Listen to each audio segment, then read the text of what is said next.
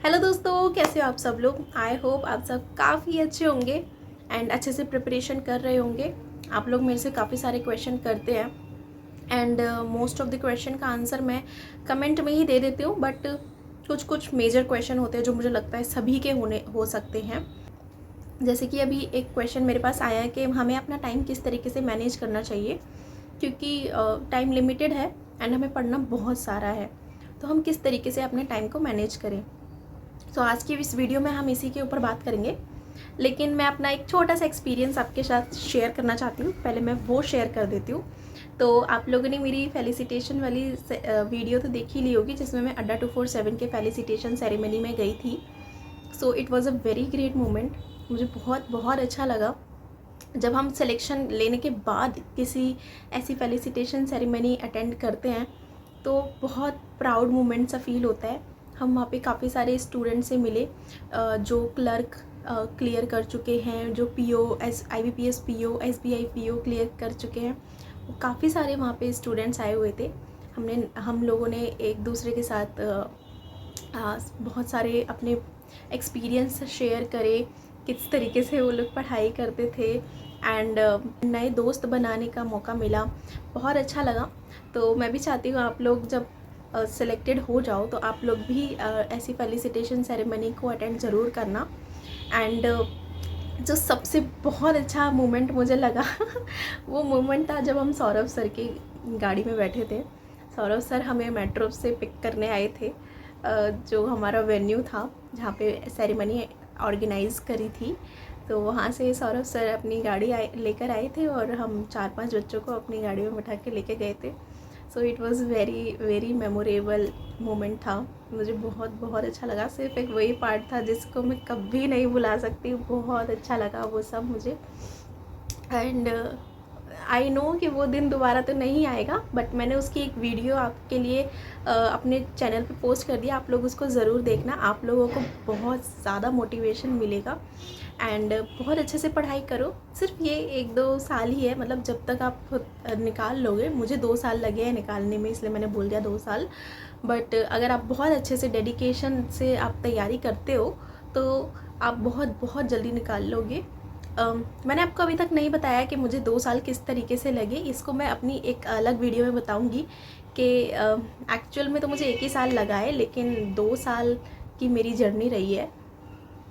तो मैं आपको उसको डिटेल में ना आपको एक अलग वीडियो में बताऊंगी।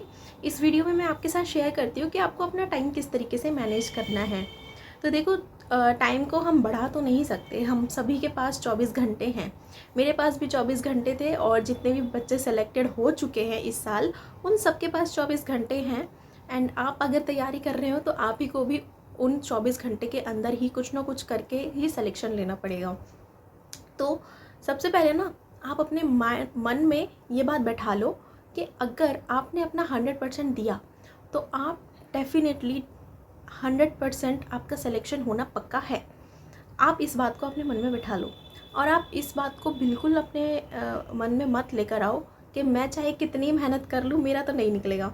जो कि हम सब सोचते हैं, ये सब मैं भी सोचती थी कि मुझे लगता था कि SBI PO एक बहुत मेजर एग्ज़ाम है, जो मैं चाहे कितनी भी मेहनत कर लूँ, मैं चाहे दिन रात लगा दूँ, मेरे से तो नहीं हो पाने वाला। लेकिन अब आप देख सकते हो, मेरा अगर SBI PO हो गया तो आपका भी हो जाएगा। ठीक है। तो उसके लिए हमें क्या करना है ना, हमें अपने जो हमारे पास 24 घंटे हैं, हमें उसको काफ़ी अच्छे से मैनेज करना है। हमारे पास 24 आवर्स हैं, लेकिन हमारे पास सिर्फ 4 सेक्शन ही तो हैं जो हमें तैयार करने हैं। इंग्लिश, रीजनिंग, क्वांट और जनरल अवेयरनेस। अगर आप कंप्यूटर भी पढ़ते हो तो आप उसके लिए भी थोड़ा थोड़ा टाइम निकाल सकते हो।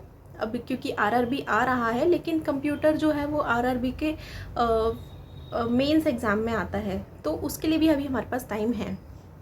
तो कंप्यूटर में भी आप ऐड कर सकते हो, मतलब कि थोड़ा बहुत टाइम निकाल के, जो मैं अभी आपको एक शेड्यूल बताऊंगी उसी में आप अपने तरफ से थोड़ा बहुत टाइम निकाल के आप कंप्यूटर को भी ऐड कर देना। ठीक है। तो अभी जो है मैं इस हिसाब से बता रही हूँ कि आपको इंग्लिश, रीजनिंग, क्वांट और जनरल अवेयरनेस को किस तरीके से लेके चलना है। तो सबसे पहले कुछ बातें जो आपको ध्यान में रखनी है कि जब आप अगर प्रिपरेशन के स्टार्टिंग फेज़ में हो ना, तो कुछ चैनल्स जो होते हैं उन पे हमें ना लाइव क्लासेस देखने को मिलती है। तो आप लाइव क्लासेस को अभी जो है अवॉइड करना। ऐसा नहीं है लाइव क्लासेस अच्छी नहीं होती, लाइव क्लासेस भी काफ़ी ज़्यादा इफ़ेक्टिव होती हैं।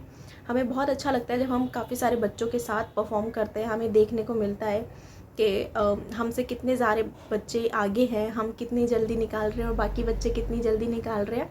तो इन सब चीज़ों का हम मेज़रमेंट कर सकते हैं अगर हम लाइव क्लासेस को ज्वाइन करें। But during the starting phase of your preparation आप लाइव क्लासेस को थोड़ा सा अवॉइड करना, क्योंकि अभी आप सीख रहे हो, ठीक है। तो सबसे पहले तो आपको लाइव क्लासेस नहीं लेनी, और दूसरी बात आपको हमेशा डेली के डेली अपना एक शेड्यूल बनाना है। अगर आप शेड्यूल नहीं बनाओगे ना तो आप एक अनऑर्गेनाइज्ड वे में सब कुछ तैयार करोगे। और मैंने ये चीज़ अपने प्रिपरेशन फेज़ में ऑब्ज़र्व करी है कि जिस दिन मैं अपना शेड्यूल बनाती थी उस दिन मेरी प्रोडक्टिविटी ज़्यादा एनहेंस होती थी, एंड जिस दिन मैं अपना शेड्यूल नहीं बनाती थी मुझे कुछ पता ही नहीं चल पाता था कि मैंने आज क्या क्या करा है, किस किस को टॉपिक को मैंने कितना कितना टाइम दिया है। क्योंकि अगर हमने शेड्यूल बनाया है, अगर मैंने सोचा है कि मुझे 1 घंटा करंट अफेयर पढ़ना है, तो मैं उस करंट अफेयर को 1 ही घंटे में कंप्लीट करने की कोशिश करूँगी। अब उससे ज़्यादा लग जाता है तो वो अलग बात है, उसमें हम थोड़ा बहुत ऊपर नीचे कर सकते हैं, क्योंकि वो हमारा ही तो शेड्यूल है, हमने अपनी तरीके से ही बनाया है, तो हम उसको ऊपर नीचे थोड़ा बहुत कर सकते हैं। लेकिन हम 1 घंटे से बहुत ज़्यादा तो नहीं देंगे, 1 घंटे से आधे घंटा ज़्यादा तो नहीं देंगे, 10-5 मिनट ज़्यादा दे सकते हैं उसको, ठीक है। तो ये मतलब होता है कि हम अपना एक शेड्यूल तैयार करें। और दूसरी बात, अगर आपने पढ़ाई का टाइम रखा है तो उस वक्त पढ़ाई ही करनी है। ऐसा नहीं है कि आप पढ़ाई के टाइम पे आप सोचो कि अरे यार छोड़ देते हैं इसको, बाद में करेंगे, क्योंकि ये सब मैं भी करती थी कभी कभी। तो इसलिए मैं ये सब मेंशन कर रही हूँ कि आपको अगर आपने पढ़ाई का टाइम रखा है तो आप उस टाइम पीरियड में आप पढ़ाई ही करना, और आप सफिशिएंट अपने आप को ब्रेक का पीरियड भी ज़रूर देना, ठीक है। अगर हम अपने आप को ब्रेक नहीं देंगे तो हम जो पढ़ाई कर रहे हैं ना वो हमें बहुत बर्डन लगेगी और हम अच्छे से पढ़ाई नहीं कर पाएंगे। सो इसलिए मैं चाहती हूँ कि आप अपने शेड्यूल इस तरीके से बनाएं। मैं आपको अभी इसी वीडियो में at the end of the video मैं आपको एक अच्छे से शेड्यूल बनाना भी सिखाऊंगी कि आपको किस तरीके से अपना शेड्यूल फ्रेम करना है, दोनों लोगों के लिए जो 9 to 5 जॉब करते हैं और उन लोगों के लिए भी जो सिर्फ फुल फ्लेज बैंकिंग की तैयारी करते हैं। क्योंकि मैंने दोनों ही फेजेस को एक्सपीरियंस करा है। जब मैं अपने कॉलेज के साथ साथ करती थी तो मैं 9 to 5 कॉलेज जाती थी, एंड उसके बाद फिर मैंने फुल फ्लेज बैंकिंग की तैयारी भी करी है। तो इस जर्नी को तो मैं बाद में ही शेयर करूँगी, अभी मैं सिर्फ आपके साथ टाइम टेबल शेयर करती हूँ, ठीक है। तो आपको कुछ बातों का ध्यान में रखना है कि अगर आपने 1 घंटा पढ़ाई का निकाला है और उसके आधे घंटे बाद आपको ब्रेक लेना है, तो आप कम से कम उस 1 घंटा आराम से सिर्फ और सिर्फ पढ़ाई ही करेंगे, अपने आप को डिस्ट्रैक्ट नहीं करेंगे। दूसरी बात कि आपको डेली के डेली शेड्यूल बनाना है। आपको इस तरीके से नहीं करना कि आपने एक दिन शेड्यूल बनाया दूसरे दिन शेड्यूल नहीं बनाया। तीसरी बात, अगर आप स्टार्टिंग फेज़ में हो अपने प्रिपरेशन की तो आप लाइव क्लासेस को अवॉइड करना, ठीक है।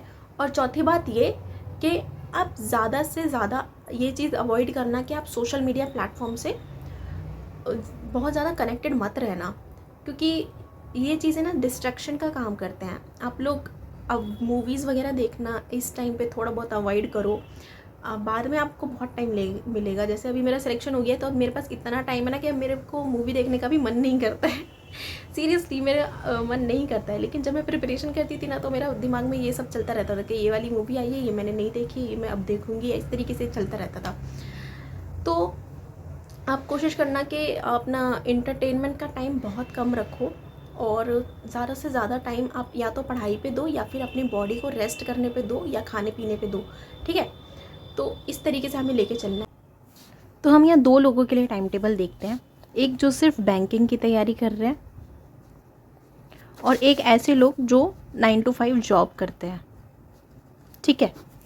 तो जब आप बैंकिंग की सिर्फ और सिर्फ तैयारी करते हैं आपके पास बहुत सारा टाइम होता है, तो आप कोशिश करो कि आप सिर्फ और सिर्फ इसके बारे में ही पढ़ाई करो और ज़्यादा अपना माइंड डाइवर्ट मत करो। जितना ज़्यादा आप डिस्ट्रैक्शन से दूर रह सकते हो आप उतना ज़्यादा डिस्ट्रैक्शन से दूर रहो।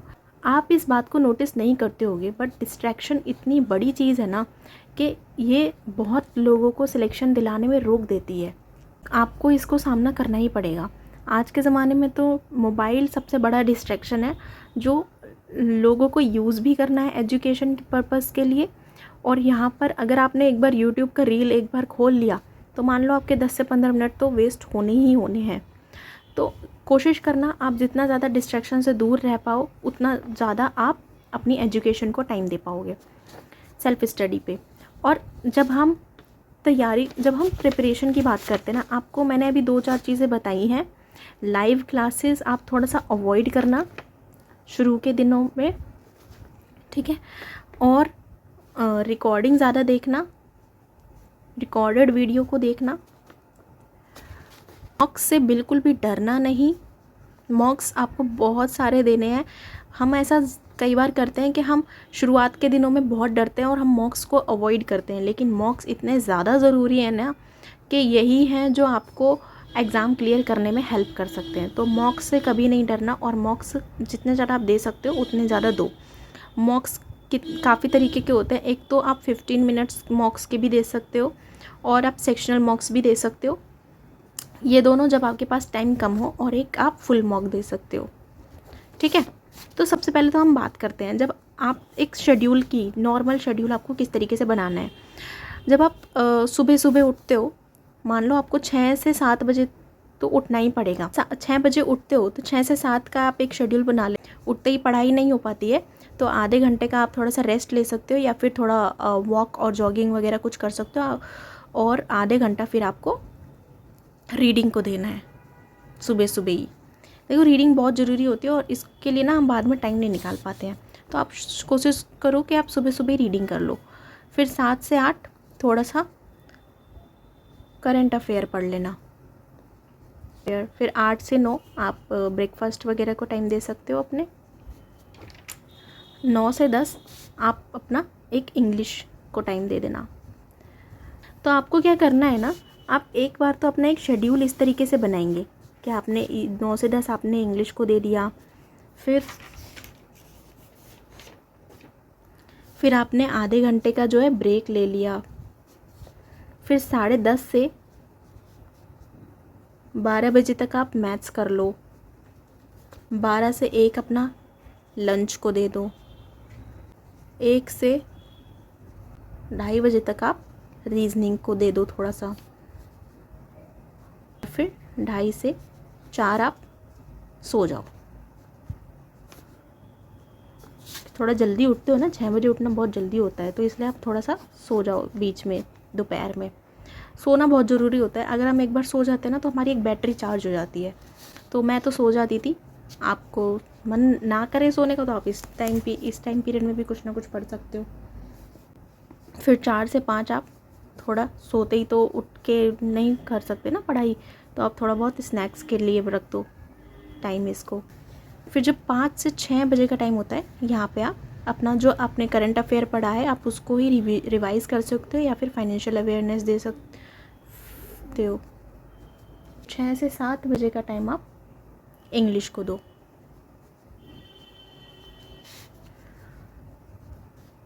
7 से 8 एक ब्रेक ले लो। 8 से 9 आप रीजनिंग को दो, और 9 से 11 आप मैथ्स को दो। और फिर 11 से 12 आप एक बार ये देखो कि आपने पूरे दिन भर में आपने जितना भी शेड्यूल आपने बनाया था, क्या आपने उस सबको पूरा करा या नहीं। इसमें आपको अपने आप रिवाइज़ करना है कि आपने जो भी चीज़ पढ़ी है वो आप रिवाइज़ करोगे। तो ये तो मैंने एक तरीके से एक छोटा सा ऐसे ही शेड्यूल बता दिया।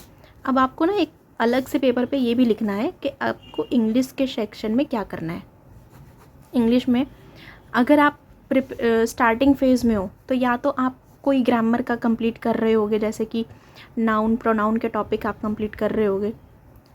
अगर आप मेरी वीडियो ये पहली बार देख रहे हो तो मैंने ये नाउन प्रोनाउन ग्रामर के जितने भी टॉपिक्स हैं वो मैं अपने चैनल पे भी कंप्लीट करा रही हूँ, वो भी अपने नोट्स के थ्रू। तो आप चाहो तो एक बार उनको देख सकते हो, ठीक है। जब आप अलग से इंग्लिश को लिखोगे कि इंग्लिश में मैं कौन सा टॉपिक कर रहा हूँ, आप उसके बारे में लिख दोगे।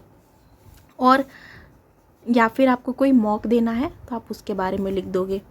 और आपका जब इंग्लिश का टाइम आए तो आप उसमें आपने जो यहाँ पे लिखा हुआ है आप उसको कंप्लीट करोगे, ठीक है। या फिर आपको कोई सेक्शनल देना है, ठीक है, या एडिटोरियल्स पढ़ने हैं, एडिटोरियल पढ़ने हैं, या फिर आपको कोई वोकैब रिवाइज़ करनी है, आपको जो भी करना है आप इसको एक अलग तरीके से ऐसे लिख लेना। मान लो फिर हम रीजनिंग का लिखते हैं, रीजनिंग में आपको कोई मिसलेनियस का टॉपिक कवर करना है, जैसे ब्लड रिलेशन, डायरेक्शन, डिस्टेंस, तो आप उसको अलग से लिख लेना। या आपको सेक्शनल देना है तो आप वो लिख लेना। कुछ और आपको करना है या मॉक देना है, 15 मिनट वाले मॉक्स देने हैं, तो आप वो सब लिख सकते हो इधर। फिर आप मैथ को दे देना टाइम थोड़ा सा, तो मैथ के बारे में आपने लिखना है कि आप अर्थमेटिक का अगर कोई टॉपिक कर रहे हो तो उस टॉपिक का नाम लिख लेना। मान लो रेशियो कर रहे हो तो रेशियो लिख लिया, ठीक है। तो आप एक बार रेशियो को इधर कंप्लीट कर लेना। जैसे हमने मैथ्स को हमने 1.5 घंटे का टाइम दिया है, तो आधे घंटे तो आप अपना रिवाइज़ कर लेना, जो स्क्वायर्स वगैरह होते हैं, ठीक है, उन सबको रिवाइज़ कर लेना, और 1 घंटा आप अपना रेशियो को दे देना। इस तरीके से आप अपना डिवाइड कर सकते हो। फिर जनरल अवेयरनेस में आप या एक तो पिछले दिन का रिवाइज़ कर सकते हो, यस्टरडे वाला रिवाइज़ कर सकते हो, ठीक है, और टुडे वाला आप एक वीडियो देख सकते हो, और एक फाइनेंशियल अवेयरनेस का कोई भी एक टॉपिक कर सकते हो। जैसे कि आपने टाइप्स ऑफ बैंक पढ़ लिया, तो आप इसको इस तरीके से अपना एक अलग से लिख लेना कि इंग्लिश में मुझे ये करना है, रीजनिंग में ये करना है, मैथ्स में ये करना है, और जनरल अवेयरनेस में मुझे ये सब करना है, ठीक है। तो ये तो हो गया उन बच्चों के लिए जो सिर्फ और सिर्फ बैंकिंग की तैयारी कर रहे हैं। अब हम उन बच्चों को बताते हैं जो 9 to 5 जॉब भी करते हैं और उन्हें बैंकिंग की तैयारी भी करनी है।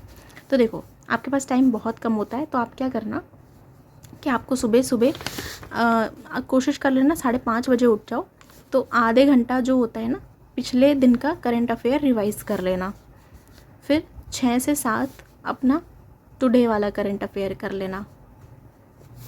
फिर 7 से 8 का टाइम जो है उसमें आप एक इंग्लिश की रीडिंग लगा देना एक तो,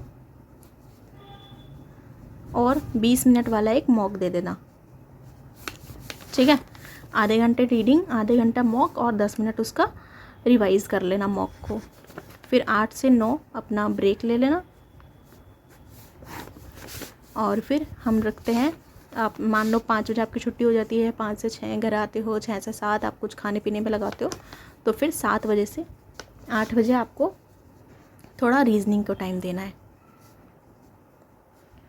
और फिर 8 से देखो, रीजनिंग जो होता है ना, उसमें आप कोई मॉक लगा सकते हो, या आपका कोई टॉपिक कमज़ोर है तो आप उसको कर सकते हो। रीजनिंग में 1 घंटा काफ़ी होता है। रीजनिंग को आप ज़्यादा टाइम मत ही दो तो अच्छा है, बट ये हो कि आप उसमें कुछ प्रोडक्टिव कर रहे हो, टाइम वेस्ट ना कर रहे हो। 8 बजे से 10 बजे, क्योंकि मेरा मैथ थोड़ा वीक था तो मैं मैथ को हमेशा थोड़ा सा ज़्यादा टाइम देती थी, हम मैथ्स को दे सकते हैं। और 10 से 12 आप ये देखो कि आपने पूरे दिन में क्या करा है, और जो चीज़ आपकी रह रही है आप उसको एक बार रिवाइज़ कर सकते हो। तो एक तरीके से हमने सब कुछ दे दिया, सबको थोड़ा थोड़ा टाइम दे दिया, ठीक है। इस रिवाइज़ वाले पोर्शन में आप फाइनेंशियल अवेयरनेस को भी डाल सकते हो। फाइनेंशियल अवेयरनेस का कोई टॉपिक कर लिया, या आपने कोई अपना रखा था, आपने यहाँ पे कुछ टॉपिक्स रखे थे और आपने वो इनमें नहीं कवर करे, तो आप इसको इस घंटे में कर सकते हो। 2 घंटे हैं हमारे पास, तो आप इसमें कर सकते हो। तो हमारा मोटिव क्या होता है ना, कि जो हमने ये बीच में सोने वाला ब्रेक रखा है, सोने वाले ब्रेक से पहले भी हमने चारों सेक्शन को थोड़ा थोड़ा टाइम दिया है, करंट अफेयर, इंग्लिश, मैथ्स और रीजनिंग। और सोने के बाद भी हमने थोड़ा थोड़ा सारे ही सेक्शन को टाइम दिया है, current affair, English, reasoning, maths, और फिर लास्ट में एक रिवीजन को।